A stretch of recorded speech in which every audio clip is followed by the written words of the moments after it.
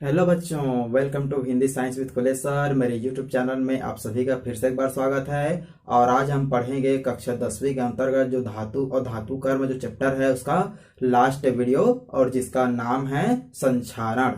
क्या है? संक्षारण। तो इस वीडियो में हम लोग पढ़ेंगे संक्षारण किसे कहते हैं, संक्षारण से हम कैसे धातुओं को बचा सकते हैं, और लोहे पर किस प्रकार से जंग लगता है। ठीक है। तो आप लोग लोहे पर जंग लगना क्लास 8 में भी सुने हो, क्लास 9 में भी थोड़ा मोड़ा सुने हो। ठीक है। तो यहाँ हम उसको डिटेल में पढ़ेंगे। तो चलो स्टार्ट करते हैं संक्षारण। ठीक है। संक्षारण को अंग्रेजी में क्या बोलते हैं? कोरोजन। क्या बोलते हैं? क्या बोलते हैं? कोरोजन। इसको आईएमपी कर लो, यहां से क्वेश्चन आते हैं।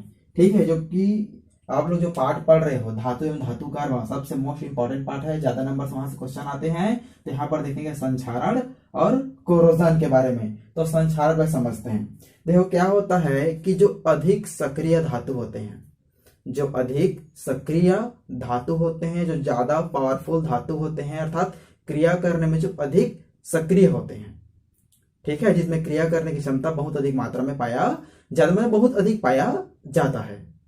तो जो सक्रिय धातु होते हैं, जैसे जिंक हो गया, एल्यूमिनियम हो गए, आयरन हो गए, ये सक्रिय धातु होते हैं। तो ये जब सक्रिय धातु वायु और नमी, वायु और नमी, वायु में क्या है हमारे पास? ऑक्सीजन प्लस कार्बन डाइऑक्साइड होते हैं। उसके बाद आपका नमी में हमारे पास, नमी मतलब वाटर, H2O, जल। ठीक है। तो जो सक्रिय धातु होते हैं वो वायु की उपस्थिति और नमी में रासायनिक क्रियाएं कर लेती है। ठीक है। और रासायनिक क्रिया करके एक अवांछनीय यौगिक का निर्माण करते हैं। अवांछनीय यौगिक में जिसका उपयोग नहीं रहता है, समझे? क्लियर हो गया ना?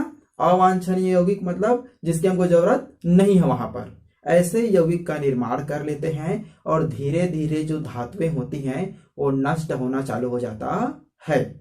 धीरे धीरे धातुओं का क्षरण होना चालू हो जाता है, और इसी क्रिया को बोलते हैं संक्षारण।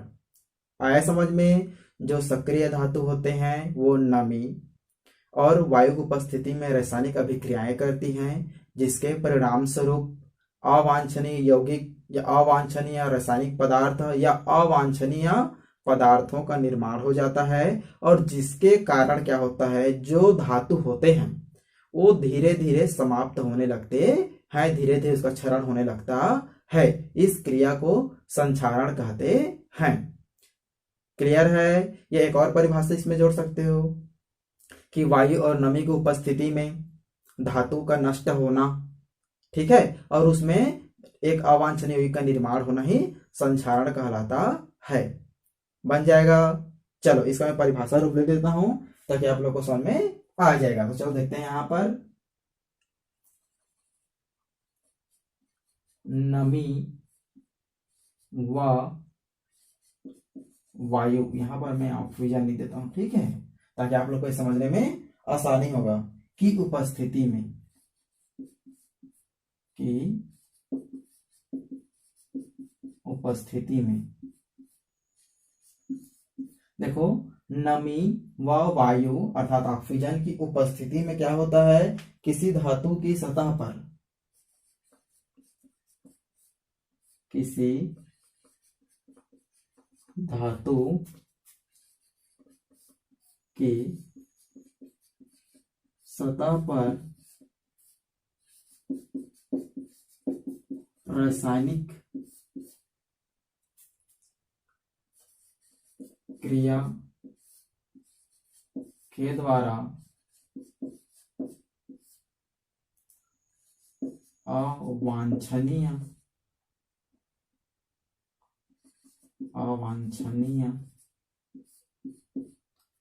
यौगिकों का, यह यौगिक का लिखो है ना, यौगिक का निर्माण हो जाता है, जिससे धातु धीरे धीरे नष्ट होने लगते हैं, नष्ट होने लगते हैं। क्लियर है, बन जाएगा, जिसे क्या कहते हैं भाई, नष्ट होने लगते हैं, जिसे संक्षारण या कोरोजन कहते हैं, से संक्षारण या कोरोजन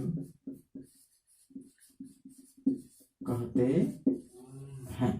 फिर से बता देता हूं यहाँ पर कि नमी और वायु की उपस्थिति में किसी धातु की सतह पर रासायनिक क्रिया के द्वारा क्या होते हैं, अवांछनीय यौगिक का निर्माण हो जाता है, जिसे धातु धीरे धीरे क्या होते हैं, नष्ट होने लगते हैं, जिसे संक्षारण या कोरोजन कहते हैं। अर्थात मान लो कोई हमारे पास धातु है, यदि उसे नमी पर माने खुले जगह पर रख दिया जाए तो वहां पर क्या होते हैं, धातु के ऊपर और बहुत सारे अशुद्धियों के परत जम, जैसे आप लोग जानते हो, एग्जाम्पल दूंगा तो समझ में आ जाएगा, जैसे लोहे पर जंग लगना, लोहा को खाली जगह में छोड़ देते हैं तो कुछ दिन बाद देखते हैं वहां पर उसके ऊपर भूरा रंग का एक आवरण बन जाता है, एक गाढ़ा भूरा रंग का आवरण बन, जिसको आप लोग क्या बोलते हैं, उसको मूर्छा चल रहा है ना, मूर्छा लग गया बोलते हैं उसको, बोलते नहीं बोलते हैं, है ना, मूर्छा बोलते हैं ना, तो वही क्या है आपका संक्षारण होते हैं। ठीक है, लोहा पहले कैसे होता है, चमकदार होता है, जब नहीं होता है तो फिर खाली जगह में छोड़ देते हैं, तो खाली जगह में क्या है, हमारे पास नमी है और वहां पर हवा है, वायु है समझो, तो वहां पर क्रिया होता है और वहां पर क्या बनाता है, अर्थात रासायनिक क्रिया होने के द्वारा वहां पर कुछ अवांछनीय पदार्थ का निर्माण होता है, उसको समझेंगे अब लोग, है ना, लोहे के अभी जो जंग लगता है उसका रासायनिक है हम लोग समझेंगे, फिर ये पूरा समझ में आ जाएगा। ठीक है, तो वहां पर लोहे के ऊपर में क्या होते हैं, पतली आवरण जम जाता है, जिससे लोहा धीरे धीरे समाप्त होने लगते हैं। क्लियर है, तो इसको बोलते हैं संक्षारण, बन जाएगा। फिर से अगर परिभाषा देख लो, देखो यहाँ पर नमी व वायु की उपस्थिति में किसी धातु की सतह पर रासायनिक क्रिया के द्वारा अवांछनीय यौगिक का क्या होता है, निर्माण होता है, जिससे धातु धीरे धीरे क्या होते हैं, नष्ट होने लगते हैं, जिसे संक्षारण या कोरोजन कहते हैं। चलो इसका उदाहरण देख लेते हैं। पहला है लोहे पर जंग लगना, लोहे पर जंग लगना, और देख सकते हो दूसरा चांदी का बदरंग हो जाना,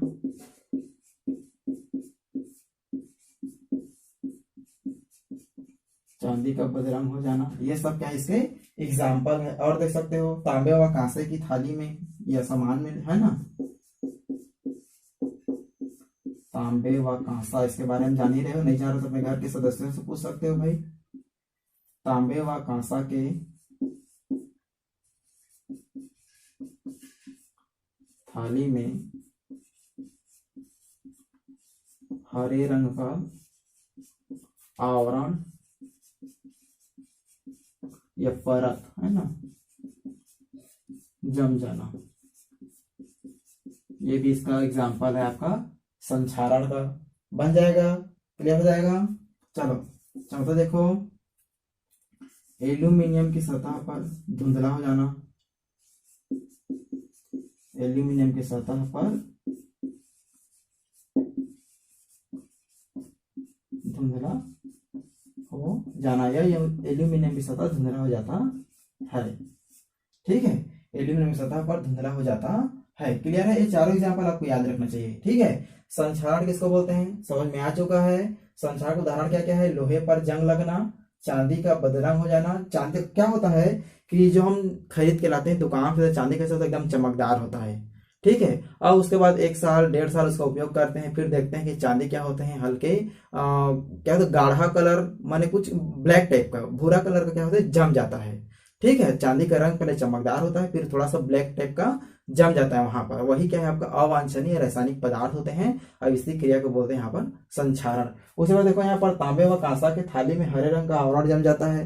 ठीक है, और एल्यूमिनियम, एल्यूमिनियम है ना, ये एल है यहाँ पर एल्यूमिनियम। ठीक है, एल्यूमिनियम की सतह पर धुंधला हो जाता है। ठीक है, जो एल्यूमिनियम रहते हैं उसकी सतह कैसा रहता है आपका, धुंधला हो जाता है। इस प्रकार आपका एक संक्षारण हो गया और संक्षारण यहाँ पर उदाहरण हो गए। ठीक है, चलो अब यहाँ पर संक्षारण के बचाव के तरीके बता देता हूं, फिर लोहे पर जंग लगने की रासायनिक अभिक्रिया हम लोग पढ़ेंगे। चलो, संक्षारण से बचाने के उपाय।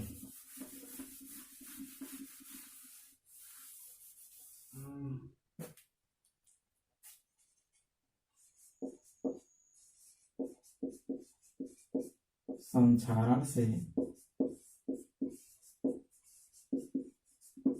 बचाने के उपाय। किसको बचाएंगे भाई? धातु को बचाएंगे ना। उपाय, ठीक है। संक्षारण से बचाने के उपाय, तरीका बोल सकते हैं। कैसे, किस प्रकार हम लोग धातुओं के रक्षण कर सकते हैं संक्षारण की क्रिया से। तो पहला देखते हैं। आप लोग को पता है कि संक्षारण में क्या होता है, जो धातु होते हैं वो वायु और नमी की उपस्थिति में क्रिया करता है और यौगिक का निर्माण कर लेते हैं और धातु धीरे धीरे नष्ट होने लगते हैं। किसके संपर्क में आने पर होता है ऐसा? धातु वायु और नमी के संपर्क में आता है, तभी ऐसा होता है। तो पहला उपाय हमको ये करना चाहिए कि धातु को वायु और नमी से बचा कर रखना चाहिए, अर्थात संपर्क को रोकना चाहिए। तो यहां पर सिंपल से अपने शब्दों में लिख सकते हैं, धातु को नमी और वायु के संपर्क से बचाना चाहिए। ठीक है। अब देखो यहाँ पर धातु को नमी और वायु के संपर्क से बचाना चाहिए। जब उसको संपर्क से हम लोग बचाएंगे तो धातु का संक्षारण नहीं होगा, अर्थात धातु बच जाएगा। समझे, यहाँ पर संक्षारण से बचाने के उपाय हैं। अब इसको कैसे बचाएंगे, इसका भी तरीका है। इसको बचाने के लिए क्या करते हैं कि धातु और नमी और ऑक्सीजन के बीच में, ठीक है, धातु और नमी और ऑक्सीजन के बीच में कुछ ऐसे पदार्थ रख दिया जाता है या लगा दिया जाता है जिससे दोनों के बीच संपर्क नहीं हो पाता। ठीक है। अब देखो भाई, बचाना चाहिए हम, ठीक है, चलो बचाना चाहिए, बचा लिए। लेकिन क्या होता है, घर में भी रखेंगे तो हवा आ रहा है, पानी वर्षा हो रहा है तो उसका नमी है ना, वातावरण में जो घूम रहा है जल के बूंदे, वो भी नमी के अंतर्गत ही आएगा, समझो। तो हम लोग तो उसको घर में रख कर या कहीं दरवाजा बंद करके नहीं बचा सकते, ठीक है, क्योंकि कहीं ना कहीं से हवा और नमी से क्रिया कर ही लेता है। तो कुछ तरीके भी होते हैं धातु को नमी और वायु के संपर्क से बचाने के लिए। तो यहाँ पर क्या है कि धातु और नमी और वायु के मध्य, पहला आपका मान लो धातु हो गया, ठीक है। अब किसके बीच में संपर्क है, यहाँ पर नमी प्लस वायु। तो इन दोनों को संपर्क हम तो अलग कर दिए, लेकिन अलग करने का तरीका क्या है कि इस धातु में कुछ आवरण लगा देते हैं। जैसे इस धातु में हम लोग पेंट कर देंगे, घरों की खिड़कियों को पेंट करते हैं ना, ठीक है, वो भी क्या करते हैं, बचाता है। पेंट कर देंगे, ग्रीस लगा देंगे, ठीक है। तो पेंट और ग्रीस लगा सकते हैं। पेंट और ग्रीस लगाएंगे धातु के ऊपर तो नमी और वायु के संपर्क से क्या रहेगा, ये दूर रहेगा। समझो, आए समझ में? क्लियर हो गया? समझ में आ रहा है?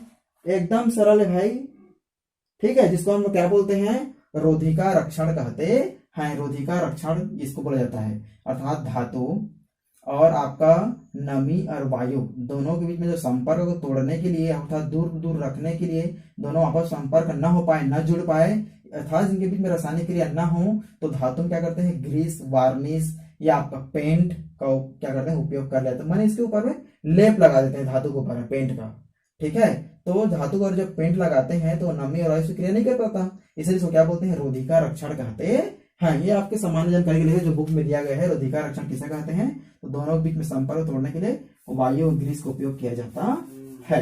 तो यहाँ पर इसको लिख देते हैं दूसरा उपयोग में, धातु के ऊपर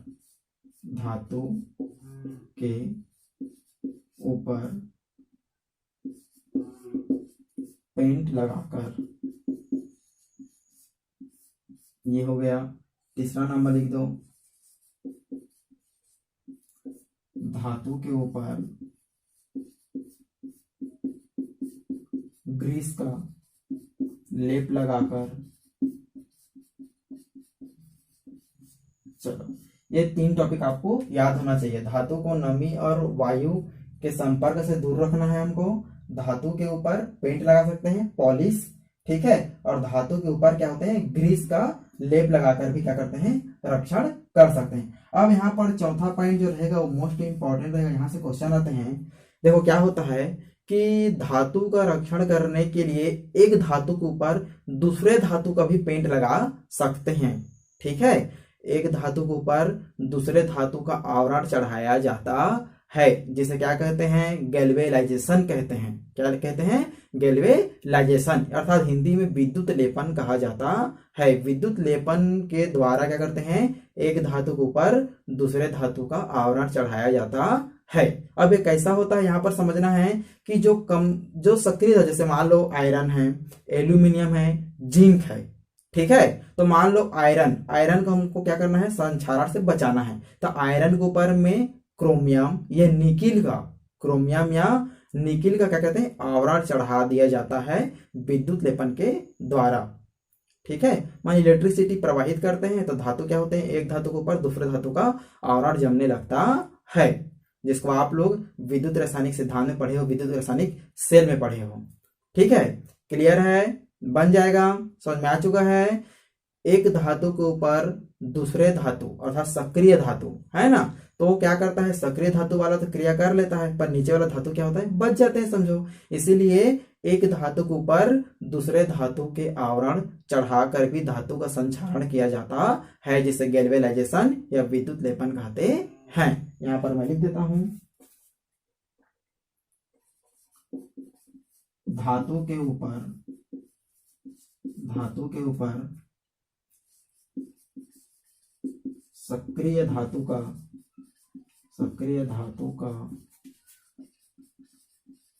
आवरण लगाकर करो, आवरण लगाकर भी संक्षारण से बचाया जा सकता है या बचाया जाता है। और इस विधि को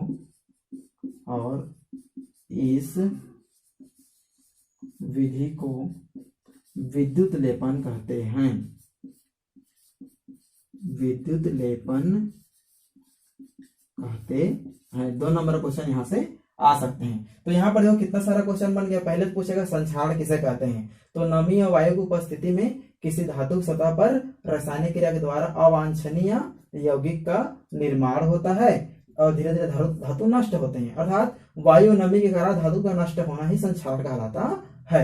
संक्षारण से बचने के उपाय क्या क्या हैं? धातु को नमी और वायु के संपर्क से बचाना चाहिए। धातु के ऊपर पेंट लगाकर, धातु के ऊपर ग्रीस लगाकर, तेल लगाकर, है ना, धातु के ऊपर सक्रिय धातु का आवरण लगाकर या आवरण चढ़ाकर भी क्या करते हैं, संक्षारण से बचाया जाता है, बचा सकते हैं। और इस विधि को क्या कहते हैं? विद्युत लेपन कहते हैं। एक धातु के ऊपर दूसरे धातु का आवरण लगाना, एक धातु के ऊपर दूसरे धातु का आवरण लगाना क्या कहलाता है? विद्युत लेपन कहलाता है। मोस्ट एमपी क्वेश्चन होता है, यहाँ से ये क्वेश्चन 2 नंबर के आते हैं। विद्युत लेपन या गैल्वेनाइजेशन किसे कहते हैं, ये एमपी है।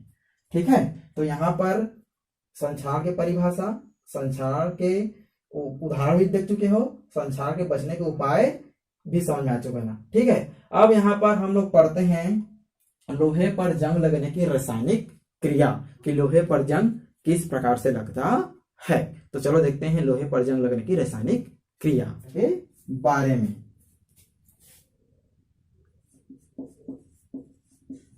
लोहे पर जंग लगने की रासायनिक क्रिया, यहां पर सिद्धांत बोल सकते हैं। ठीक है, रासायनिक सिद्धांत है, रासायनिक क्रिया। तो लोहे पर जंग लगना किसका एग्जाम्पल था? संक्षारण का एग्जाम्पल था। तो यहाँ पर लोहे पर जंग लगने की रासायनिक क्रिया। ठीक है, अब यहाँ पर यह समझना है कि लोहे पर जंग लगना एक प्रकार का संक्षारण है, और संक्षारण की जो क्रिया होती है वो विद्युत रासायनिक अभिक्रिया के द्वारा होता है। क्या होता है? विद्युत रासायनिक अभिक्रिया। अब विद्युत रासायनिक अभिक्रिया किसे कहते हैं? विद्युत रासायनिक अभिक्रिया वे क्रिया होते हैं जिसमें क्या होता है? इलेक्ट्रोड होते हैं। क्या होते हैं? इलेक्ट्रोड, अर्थात एनोड और कैथोड होता है। एनोड और कैथोड जहां पर होते हैं, जहां पर ऑक्सीकरण और अपचयन क्रिया दोनों होती है। ऑक्सीकरण और अपचयन जो क्रिया होती है, जैसे रिडक्शन अभिक्रिया, ठीक है, रिडक्शन रिएक्शन जो होता है वही कहलाता है आपका विद्युत रासायनिक क्रिया या विद्युत रासायनिक अभिक्रिया।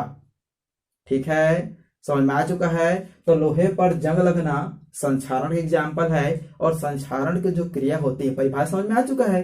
संक्षारण की जो क्रिया होती है वो विद्युत रासायनिक अभिक्रिया के द्वारा होता है। अर्थात यहाँ पर जो लोहे पर जंग लगता है तो जो लोहा वहां पर जो क्रिया करते हैं जल से, नमी से, जो वायु से, तो वहां पर लोहा स्वयं में एक सेल के भांति कार्य करने लगता है, क्योंकि लोहे में आ जाता है एनोड और कैथोड। उसके द्वारा रासायनिक अभिक्रियाएं होती हैं, रासायनिक अभिक्रिया के द्वारा वहां पर जंग का निर्माण होता है। उसको इस वीडियो में हम लोग सीखेंगे। तो आप लोग के माइंड में ये होना चाहिए कि जो लोहे पर जंग लगती है, ठीक है, वो कौन से क्रिया द्वारा होता है संपन्न, तो विद्युत रासायनिक क्रिया के द्वारा होता है, जहां पर एनोड और कैथोड का निर्माण होता है और जहां पर ऑक्सीकरण और अपचयन की क्रिया होती है। तो कहीं पर भी यदि एक साथ ऑक्सीकरण और अपचयन की अभिक्रिया होती है तो वहां पर उस क्रिया को बोलते हैं विद्युत रासायनिक क्रिया। छोटा सेल के भांति कार्य करता है यहाँ पर जो लोहा होता है वो, ठीक है, लोहा जो होता है छोटा सा सेल के भांति कार्य करता है, जिसमें एनोड होते हैं और कैथोड होते हैं। तो चलो स्टार्ट कर। चलो बच्चों, अब हम देखते हैं लोहे पर जंग लगने की रासायनिक क्रिया या लोहे पर जंग लगने की रासायनिक सिद्धांत। और ये मोस्ट आईएमपी टॉपिक होता है, यहाँ से मैं लिख दिया हूँ ताकि आप लोग को समझने में और कोई दिक्कत ना हो। मेरा काम ही होता है आप लोग को समझाना, ठीक है, रटना बिल्कुल भी नहीं है, एकदम सरल है, 2 मिनट में समझ में आ जाएगा।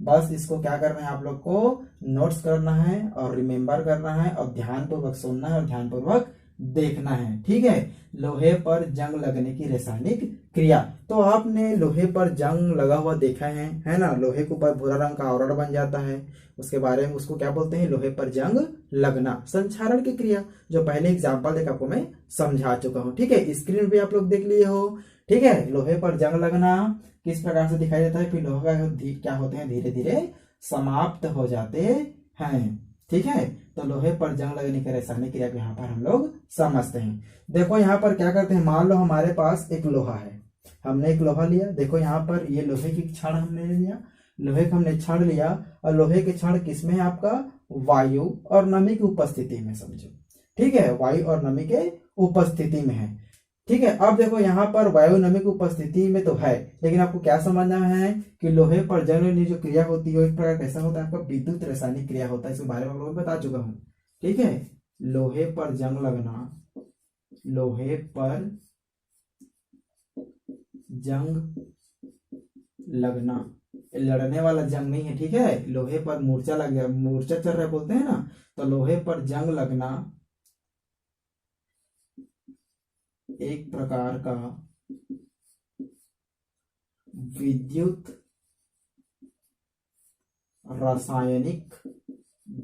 रासायनिक क्रिया होता है।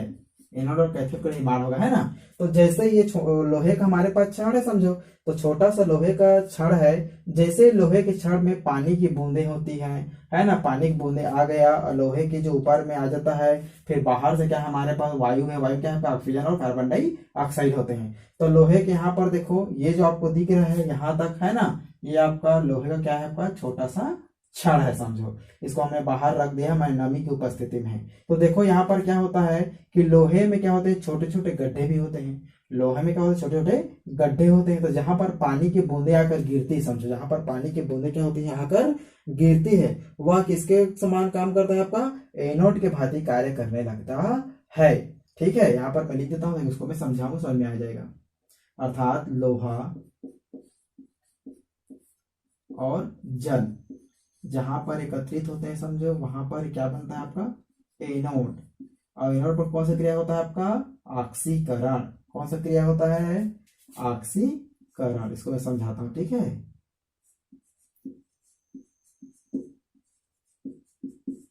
ऑक्सीकरण कौन सा क्रिया होता है आपका लोहे पर, जहां पर लोहा है वहां पर जब पानी का बूंद आगे गिर गया तो वहां पर कौन सा क्रिया होता है आपका एनोड बन जाता है, वो अवाक्सीकरण होता है। इतना क्लियर है।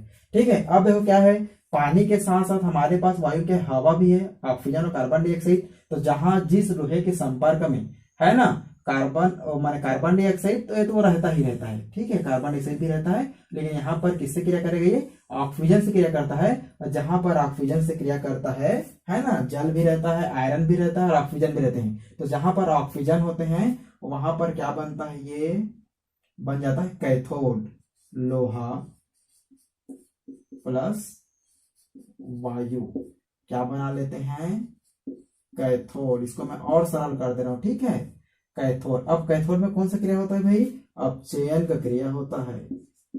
अपचयन, कौन सा क्रिया होता है आपका, अपचयन। इसीलिए बोला गया है कि लोहे में जंग लगने की जो क्रिया विधि होता है वो विद्युत रासायनिक क्रिया होता है। अब विद्युत रासायनिक क्रिया किसको बोलते हैं, जिसमें ऑक्सीकरण और अपचयन दोनों क्रिया होती है। अर्थात ये जो लोहा होता है नमी और जल से क्रिया करके छोटा बैटरी बन जाता है। समझो बैटरी से यहाँ पर धारा प्रवाहित होती है, लाइट।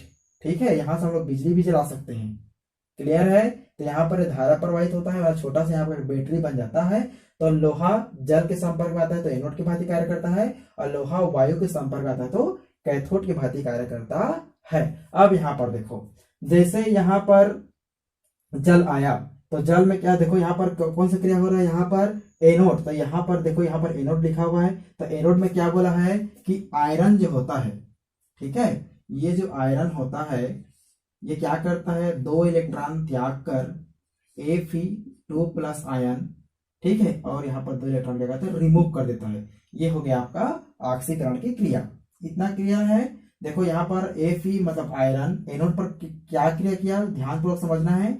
आयरन बदल गया आयरन 2+ आयन, माने Fe बदल गया Fe2+ आयन में 2 इलेक्ट्रॉन ये दान कर दिया। अब ये जो इलेक्ट्रॉन है, ठीक है, माइनस के रूप में है। अब ये जो देखो यहाँ पर ये जो आयरन 2+ आयन है ये कहाँ चला जाता है, नमी में। देखो यहाँ पर ये आयरन, ठीक है, आयरन 2+ में यहाँ पर परिवर्तित हो चुका है, और ये कहाँ चला गया, तो ये नमी में आ जाता है। जो यहाँ पर वो पानी की पतली परत है, नमी है, उसमें आ गया कौन, आपका Fe, माने विलियन बोला गया, इसीलिए बुक में क्या बोला गया, विलियन में आ जाता है। समझो पानी की नमी में आ गया, समझो यहाँ पर। तो Fe2+ बन के यहाँ पर आ गया है। इतना क्लियर है। अब देखो यहाँ पर एक और क्रिया आपको समझना है कि ऑक्सीजन की कम सांद्रता, यहाँ पर भी एक क्रिया होती है कि यहाँ पर क्या होता है, जो Fe होता है वो Fe3+ चार्ज में क्या होते हैं, परिवर्तन हो जाते हैं। 3+ चार्ज में क्या होते हैं, परिवर्तन। 3 इलेक्ट्रॉन त्याग कर भी ये फेरिक में बदल जाता है, समझो। ठीक है, क्लियर है, दोनों को समझना है। बाकी आप लोग को मेन ये वाला याद रखना है। ठीक है, ये वाला आपको याद रखना है। कौन कहां पर हो रहा है, ये एनोड पर हो रहा है, ऑक्सीकरण क्रिया है ये। तो यहाँ पर क्रिया समझ में आ चुका है। यहाँ आयरन बदल गया Fe2+ आयन में, और ये विलियन में चला गया। तो एनोड पर क्रिया आपको क्लियर हो चुका है।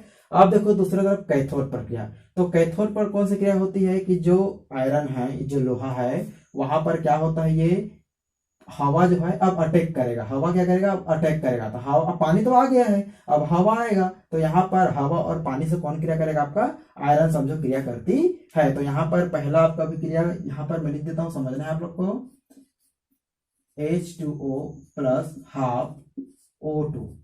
ठीक है, तो यहाँ पर जो आयरन है, क्लियर है, यहाँ पर जो आयरन है, तो आयरन पर कौन कौन से आ गया, हमारे पास पानी आ गया, और बाहर से क्या आ गया, हवा आ गया। तो दोनों क्रिया करते हैं और ये बनाता है आपका 2OH- आयन। क्या बना लेता है, 2OH- आयन। देखो यहाँ पर 2OH- आयन बन चुका है। इसीलिए यहाँ पर क्या है, ऑक्सीजन की उच्च सांद्रता, यहाँ पर ऑक्सीजन की सांद्रता अधिक है, इसीलिए जो जल होता है वो ऑक्सीजन से क्रिया करता है और हाइड्रोक्सिल आयन का निर्माण कर लेता है। तो देखो यहाँ पर हाइड्रोक्सिल आयन का निर्माण हो चुका है। अब इस समीकरण को हम लोग क्या करेंगे, बैलेंस कर लेंगे। तो इस प्रकार से बन जाएगा ये H2O, ये हाफ को हटाएंगे तो इसको हम पूरा ऑक्सीजन ले लेंगे।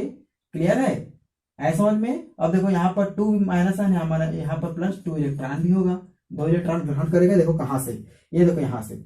एनोड पर क्रिया क्या होता है, जो Fe बदला तो वो विलियन में चला गया है, और ये जो इलेक्ट्रॉन है वो माइनस है। और यहाँ पर देखो, यहाँ पर ये जो आयरन कैसे है आपका, माने यहाँ पर ये इलेक्ट्रॉन माइनस है, तो यहाँ पर ये कैथोड क्या होते हैं, प्लस होते हैं। यहाँ पर एनोड माइनस की भांति कार्य करेगा और कैथोड आपका प्लस की भांति कार्य करेगा, इसीलिए एनोड से इलेक्ट्रॉन निकल कर कहाँ चला जाता है, कैथोड पर जाके जमा हो जाता है, इसीलिए यहाँ पर 2 प्लस यहाँ पर इलेक्ट्रॉन है। क्लियर? ठीक है। अब देखो यहाँ पर इसको हम लोग बैलेंस करेंगे तो क्या बनाएगा ये, देखो यहाँ पर ये इसका 4 होता है, 2 2 4, एक ऑक्सीजन का 2 तो 2 ऑक्सीजन का 4, तो यहाँ पर 2 ले लेंगे। ठीक है, यहाँ पर भी 2 है तो यहाँ पर ये बन जाएगा 4OH माइनस प्लस 4 इलेक्ट्रॉन।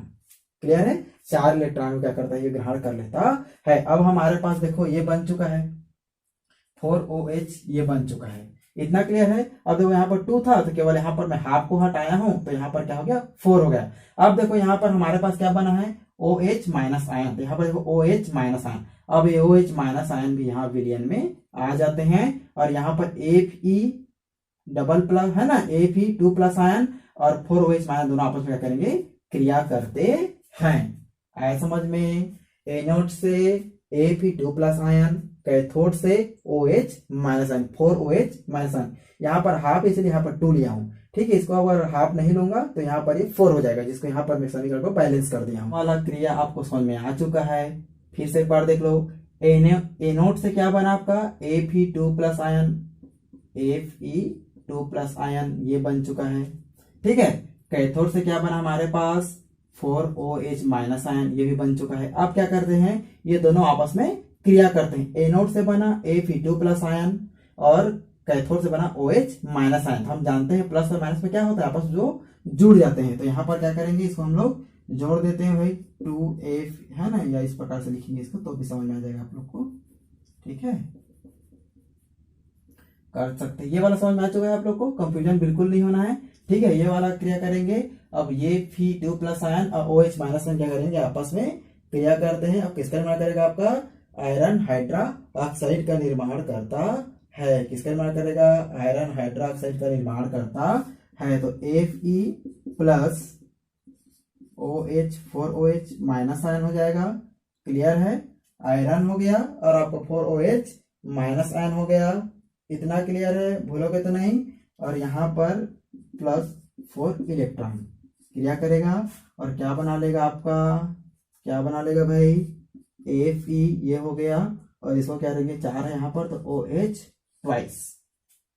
इस प्रकार FeOH ट्वाइस का निर्माण कर लेता है। ठीक है, इसको बोलते हैं आपका, नीचे में देता हूं, आयरन हाइड्रा ऑक्साइड।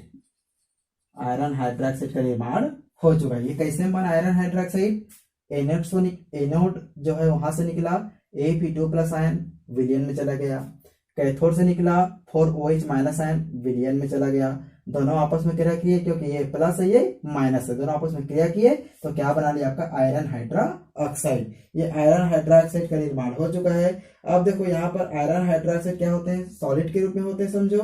ठीक है, अब आयरन हाइड्रा ऑक्साइड क्या करेगा, वायुमंडल में उपस्थित ऑक्सीजन और नमी से फिर से क्या करता है, क्रिया करता है। तो ये क्या बना लेगा, देखते हैं इसको, 2Fe समीकरण बैलेंस करते जाएंगे, है ना, OH ट्वाइस, है ना।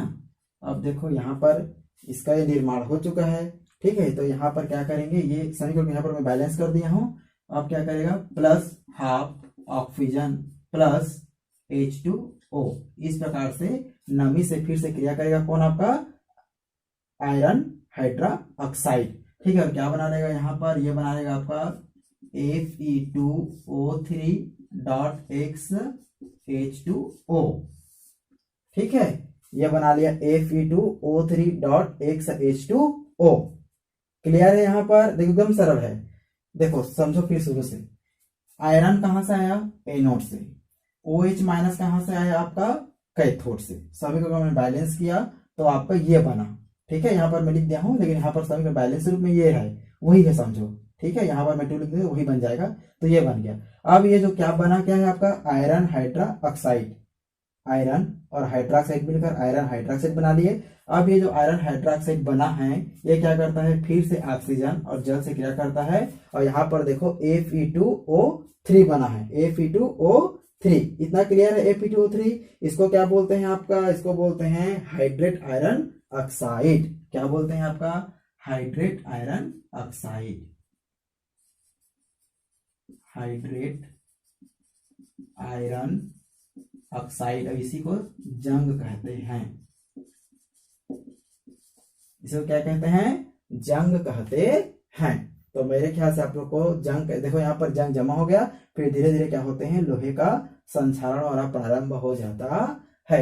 एक चीज याद रखना है आप लोग को, एनोड पर होता है ऑक्सीकरण, इसीलिए ऑक्सीकरण के द्वारा क्या होता है, इलेक्ट्रॉन बाहर निकलते हैं। लोहा पर होते हैं, माने कैथोड पर होता है अपचयन, ऑक्सीजन को ग्रहण कर लिया जाता है और OH माइनस आयन के रूप में यहाँ बाहर निकलता है। तो यहाँ से Fe प्लस आयन जा रहा है, यहाँ से OH माइनस जा रहा है, तो प्लस माइनस क्या करते हैं, आपस में क्रिया करते हैं। तो दोनों जब आपस में क्रिया किए तो क्या बना लिया आपका आयरन हाइड्रा ऑक्साइड। अब जो आयरन हाइड्रा ऑक्साइड बनता है वो नमी से फिर से जल से और वायु से फिर से क्रिया करता है और बनाता है आपका हाइड्रेट आयरन ऑक्साइड। और इसी हाइड्रेट आयरन ऑक्साइड को, अर्थात आपका जो हाइड्रेट आयरन ऑक्साइड है Fe2O3 डॉट, ये इंटू बोल सकते हैं, XH2O। अब यहाँ पर X क्या है भाई, X मतलब जल के अणुओं की संख्या है। अब इसी को क्या बोलते हैं, जंग कहा जाता है, जो यहाँ पर बना हुआ है। अब ये जंग क्या करता है, धीरे धीरे लोहे को खाना चालू कर देता है और धीरे धीरे लोहा का संक्षारण होने लगता है और पूरी परत में क्या होता है, इस प्रकार जंग आपको दिखाई देते हैं। तो मेरे ख्याल से आप लोग को लोहे में जंग लगने की रासायनिक विधि समझ में आ चुका है।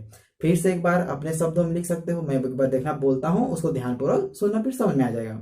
ठीक है, लोहे में जंग लगना एक प्रकार का विद्युत रासायनिक क्रिया होता है, क्योंकि इसमें ऑक्सीकरण अपचयन होती है, एनोड और कैथोड का निर्माण होता है।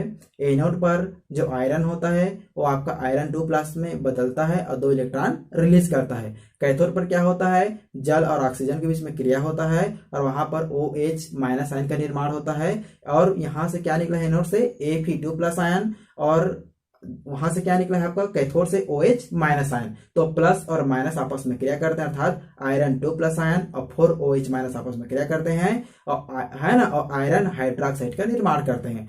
आयरन हाइड्रोक्साइड का निर्माण करने के बाद जो आयरन हाइड्रोक्साइड होता है वह नमी में उपस्थित नमी में उपस्थित ऑक्सीजन और नमी में उपस्थित जल, कार्बन डाइऑक्साइड भी कुछ हद तक क्रिया करता है, जिसके बारे में बुक में वर्णन नहीं किया, जो तो हाई लेवल में आप लोग उसको पढ़ोगे कि कार्बन डाइऑक्साइड भी रीजन होता है लोहे में जंग लगने का। ठीक है, इसीलिए आप लोग को बस इतना समझना है कि एनोड से निकला Fe प्लस आयन, कैथोड से निकला OH माइनस आयन, दोनों आपस में क्रिया किए, बना लिया FeOH ट्वाइस, जिसको बोलते हैं iron hydra oxide. Iron hydra oxide फिर से नमी के ऑक्सीजन और नमी अर्थात जल से क्रिया करके बनाता है आपका आयरन। देखो यहाँ पर क्या बना है, Fe2O3 डॉट XH2O अर्थात हाइड्रेट आयरन ऑक्साइड, और इसी को बोलते हैं जंग, लोहे में जंग लगना।